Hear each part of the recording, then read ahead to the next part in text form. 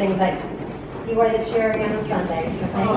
Thank you so much for being here. Wow, I just can't believe it's been 25 years. I mean, how does it feel like looking back? And did you ever think the show would have such longevity? I mean, and you know, bringing it back again too. I think, you know, Molly was with us from the very beginning, and I think we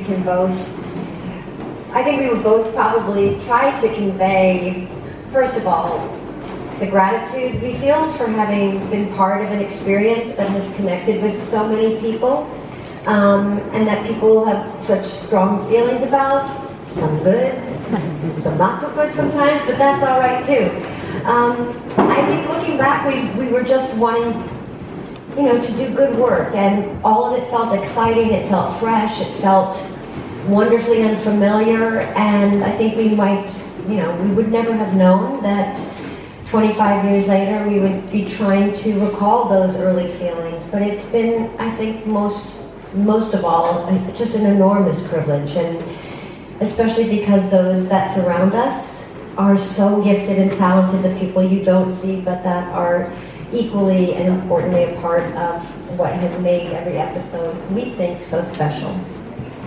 I was so sure 6th season when we left Silver Cup that we would never be back, that I did a thank you note to all of the showrooms that had daisies pushing up, and it said, "Rest in peace, Carrie," because I thought Carrie was dead. Oh, I wish I... And then you get a movie script about a wedding. It's really so exciting today because I really feel like we're celebrating something. And we're family. Yes. Maybe corny to say, but you know, we've seen each other naked over and over again. And it's just really exciting to share this with you guys. I mean, I think when the show started, Instagram didn't exist. Correct. But now Instagram does exist, and I've been really enjoying following the account that documents all of the costumes. Yes. We'd like to show more. Yeah, I'm really curious about your process and what the starting point is of character development. Maybe you can talk us through that, Molly and Dan. Yeah. I mean, with the characters that exist already, with the 3 main girls, there already is a lane with the girls. There's already something that's been set from the original show that Pat originally had designed, and Molly, and I feel that what we've done is sort of honor that with the girls and their style, and take them into now, with the times now. And then the progression of the girls, but honestly I feel like all the girls do have a very distinctive style, and we really try to follow that. That's the DNA of the girls, and we really try to hold on to that. And Molly, you know, when we come into fittings, typically Molly will have pencil here, her glasses, and she'll have a hard copy of a script, or 2 scripts, typically, sometimes 3 if we're shooting 3 at once. And she will be looking through page by page. She's already made notes, she already has ideas. We might be lucky enough to have already banked some clothes, some looks that haven't yet found a scene. But it's from the beginning, the way Michael and his incredible writing room sit down and start with a blank page. You know, Molly and Danny and their team start with a script, and then they start thinking, do we have it, don't we have it, what is right, what is wrong?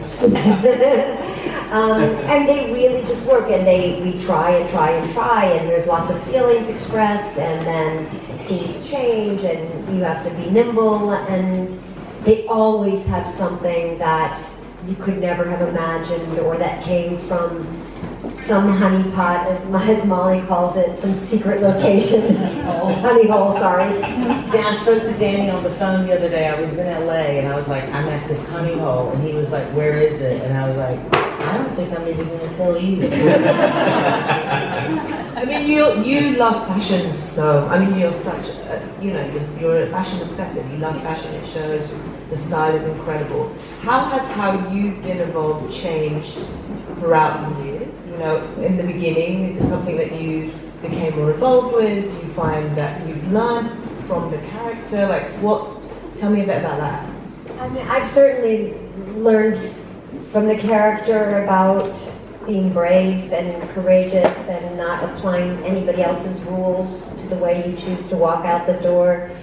But I feel, unless I'm slightly delusional, I feel from the very beginning, Pat and Molly created a conversation. I walked into at one point early on was a smaller fitting room when nobody wanted to let us borrow, buy, steal, and I mean, nobody was allowing us anything.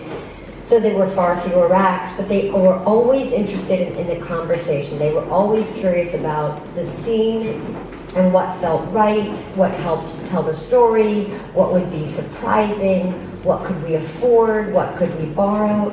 And I think what happened over the course of time is I learned a huge amount from them about history and points of reference that were unfamiliar to me.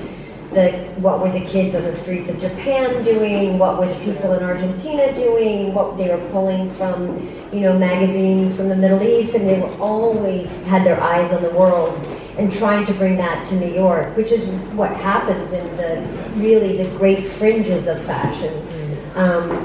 And they just kept including me, and the more they included me, the more I learned, and I was a better partner, I think. I have to say you are very unique in that I think you're the only actress that someone can hand a bird to, and you put it on your head, and then you hand another bird to, and you walk down the street with it.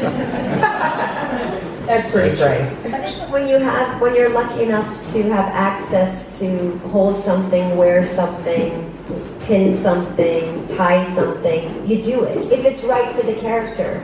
And, I feel like I'm as excited about the hits as I am about the misses, to be honest, because it's all been a process for Carrie, for us, and I would try anything on for them, because you never know. If you say, no, and you don't give it a chance, you never have the possibility of a surprise or something to really make Michael Patrick crazy with joy or confound him, And that's the best part too, because then he shares with us information that we don't have, and then we learn more, and it's that's really incredible. Where is he? There he is. I mean, I always also loved how each of the leading ladies, you were all in the consort with each other. There was this sense of conversation as far as the style. I'm sort of curious about how that came together, how you organize that, how you make sure that it's always... Well, it helps to fit Carrie first, because then you can revolve, art direct everyone around her. But I became really conscious of the art direction of the characters with the coffee shops, because that was so contained, and it's cowboy or whatever you call that, and you really had to think about all their patterns or colors, or if that's what your question means. Yes, it's very absolutely. Fit her first, and everything kind of falls in. Yeah, it really. I mean, I've been rewatching some of the shows, and that's something that really struck me. I think everybody was really gobsmacked with the trailer and knowing that Aiden's coming back, who personally I'm very much Team Aiden. What's it like thinking about the boyfriend and husbands on the show, and obviously what can we expect this season? Well, costume-wise or story-wise? Well, what can you give away? I'm inclined to give away nothing. I mean, I think what you've seen is as much as I'm willing to say. Okay. You might try another method, I don't know. But I think Molly and Danny can certainly talk about dressing all the men and how different they are, and what a good challenge that is equally in some ways, right? I don't know, I don't do it. I had a favorite, Matthew McConaughey. Tell me why. Tell us why. That whole scene, it was just like an acid trip. Just adore him. And what he was wearing. Danny, what's your favorite? Who's your favorite? With the men? Yeah. I mean, for me, from last season and from the show, I mean, we very much had a dear spot for Stanford. And we had so much fun dressing him. And he was just a joy to work with. He really was wonderful. And we had so much fun to play with him, and he was always open to colors and accessories and pins and brooches and ties and shoes. You mean socks? You know, it was a thing. Pocket squares, glasses. Everything.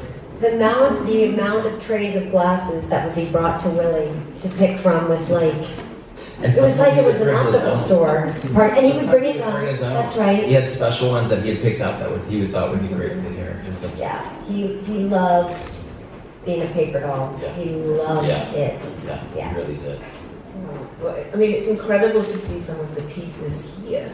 You know, I'm really dying to dig deep and get into the experience. But I know that we discovered that not much of Carrie's wardrobe is stored at Garderobe. Mm-hmm. I'm kind of curious about how archiving the costume works. I know that Sarah Jessica, you're also very good at archiving and enjoy that. Mm. Yeah, and people talk about the Vogue closet, but what is the Just Like That closet like? Well, I've always, if it's not borrowed, if it's not rented, it has just always come to me and to be in my possession. And that has been the case in my career for a lot of years prior even to Sex and the City. And I don't know whose idea that was. I don't need white M&Ms or white candles or flowers or Diet Cokes or anything. I just want the costumes. I don't blame you. Same. Want the clothes. And it's not because I want the clothes, but I want the clothes. I want to keep them together. I want to keep them documented. I want to be able to, just for purely economic reasons, bring them back, populate that closet again with them, provide, they enjoy so much set dressing that closet for every scene, for every episode, revealing maybe just a sleeve, or, Molly and Danny will look at the frame and they'll say, you know what we should do? We should pull out that dress, because it's going to be over her left shoulder.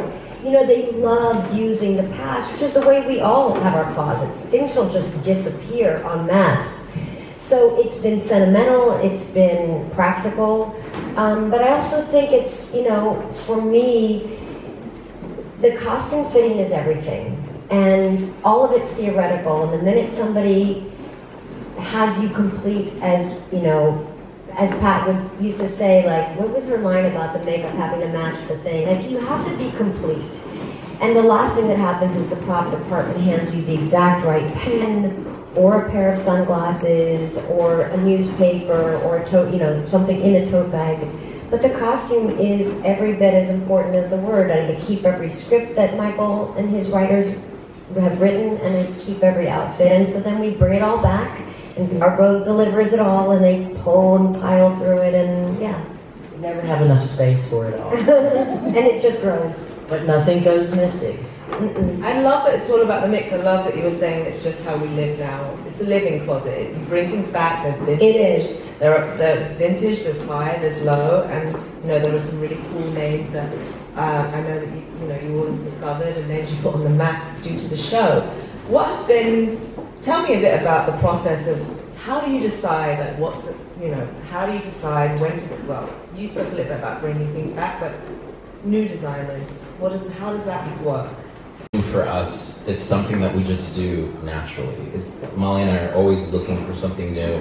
We're always searching, whether it's through someone that told us, whether it's through Instagram, whether it's through just running around in the city. We do a lot, when we have time, when we're able to do it, we try to go downtown. We try to go into places that people will be like, you need to check out this place in Chinatown. You need to go over to Brooklyn. There's this. Careful. Don't give away what you see. But as well as internationally, people will come to us, and then we get a lot of, people reach out to us as well. So, with all of that, we just sort of have our eye always on it and try to, bring what we can, and we love bringing it all together. And it's never necessarily something that we have in mind for something specifically, but we're really going for what we love, and it's just sort of a very natural process for us. I feel like, we love what we do, we love bringing in fashion, we love seeing new things and new designers.